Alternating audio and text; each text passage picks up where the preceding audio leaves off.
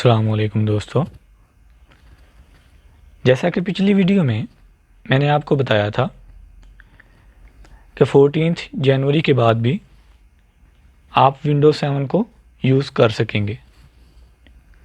Just फ़र्क ये होगा कि आप विंडोज़ 7 को अपडेट नहीं कर पाएंगे।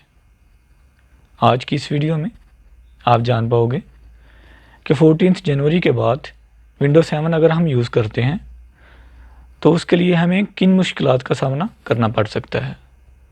तो दोस्तों, सबसे पहली मुश्किल है वायरस।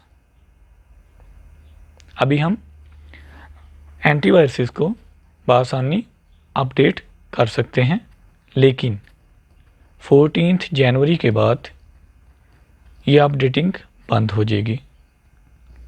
हम किसी भी तरह का कोई भी सॉफ्टवेयर अपडेट नहीं कर पाएंगे, जिसकी वजह से हमारे सिस्टम में वायरस को डिटेक्ट करने वाली डेफिनेशंस इंस्टॉल नहीं हो पाएंगी, जिनकी वजह से हमारा सिस्टम खुद एक वायरस बन जाएगा।